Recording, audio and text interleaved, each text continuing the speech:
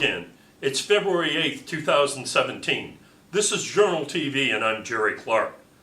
Darla Highs of Hot Springs has been charged with first-degree murder in connection with the shooting death of her 6-year-old daughter, Abigail Highs, last Saturday night. Highs did not have a criminal record. The full obituary for Abigail is available on AlleganyJournal.com, and her funeral is scheduled for Thursday at the McLaughlin and Young Funeral Home in Hot Springs. Good news for the Alleghany supervisors. Corbin Stone of the firm Robinson Farmer Cox gave the board a positive report about its annual audit. Here he is on the subject. So financially, you're in pretty good shape because your debt outstanding for the general fund, $9.8 million, cash on hand about the same amount. You do have outstanding debt for the water and sewer fund of $12.3 million, but hopefully you got user charges in place that are sufficient to cover that. So even though we haven't had good growth in those revenues, you're still pretty healthy. You've got a healthy fund balance. I will tell you that your staff, both at the county and the school board, were very well prepared for the audit when we came in. They were organized and they were responsive. So anytime we had a question or a need, they were there. They helped us out, answered questions, got us documents. At last night's Alleghany Supervisors meeting, former Clifton Forge Main Street President Mott Atherholt told the board about the upcoming Heritage Day celebration scheduled for June 3rd. Then she requested $2,000 for expenses. The supervisors are taking it under advisement. Here she is on the matter. But to tell you that there were no holdover funds from last year's festival to help with this year's event. So I'm also asking that if you have the ability to contribute $2,000 to the Alleghany Highlands Heritage Day Festival from unallocated funds in this year's fiscal budget, it will greatly help us to continue forward with this year's festival at the level that has been reached during the past 5 years. Also at the supervisors meeting, Chamber Executive Director Teresa Hammond suggested that the supervisors create a tourism zone committee. They like that idea, and a 5-member committee will be appointed in the near future. And Susan Hammond of VDOT, the resident engineer, told the board that a public meeting on the Route 220 project near Eagle Rock would be held at the DSL-CC Armory on Thursday from 4 to 6 p.m. The public's invited. She said there wouldn't be much new information, but still it ought to be a very informational session for people interested in traveling from here to Roanoke. Construction. The project for Route 696 at Exit 21 that we re-advertised, it's been re-advertised and the bids are going to be received on February the 22nd. So I'll keep you posted with the results of that.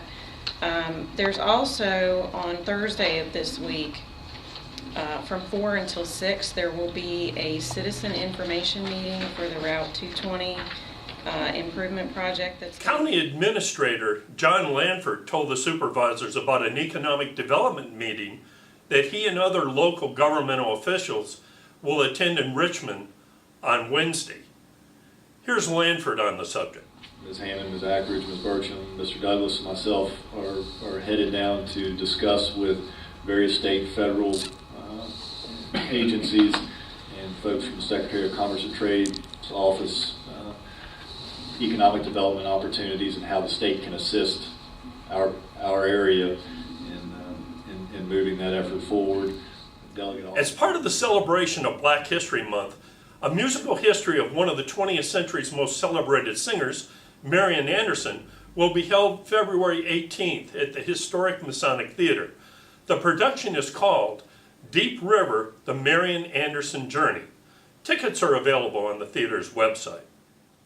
A herbal healing course starts February 22nd at DSLCC.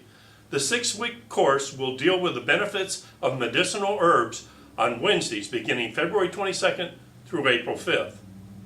Also at DSLCC, Beginning Digital Photography, a 4-session course taught by local photographer Chuck Alvarez, will be held on Thursdays beginning February 16th through March 9th. More information on all DSLCC courses may be found on AlleganyJournal.com or at the DSLCC website. Now it's time for local obituaries. Abigail Highs, 6 of Hot Springs, died Saturday. A memorial service to celebrate her life will be held at the McLaughlin and Young Funeral Home on Thursday. Susie Mays Nicely, 62 of Covington, died Monday. Her funeral is scheduled for the Central Advent Christian Church on Saturday. Mary Crawford, 83 of Richmond, formerly of Clifton Forge, died Monday.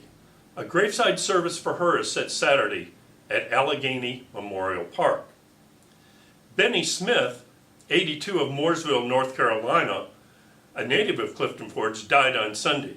His funeral will be held Thursday at the Nicely Funeral Home. Ira Fry, 93 of Hot Springs, died February 3rd. His funeral is scheduled for Friday at the McLaughlin Young Funeral Home. Malvy Spencer, 95 of Lexington, died February 1st. Her funeral was held Monday. Willie Ward of Goshen died February 1st. Her funeral was held last Monday. Gertrude Lacey, 95 of Covington, died February 2nd. Her funeral was held last Saturday. Ida Scott, 82 of Covington, died February 1st. Her funeral was held Sunday. Wyatt T. Campbell, 85, formerly of Covington, died February 2nd. His funeral will be held on Saturday at the Loving Funeral Home. Now it's time for some weather. It should be a high of 64 today, and showers are likely tonight with a low of 38. Looks like we'll avoid any significant snowfall. And wonder of wonders, there's only 40 days of winter left. I can't wait. Can't wait for springtime in Virginia. And that's the way it is in Alleghany County, Virginia on Wednesday, February 8, 2017. Thanks for watching Journal TV.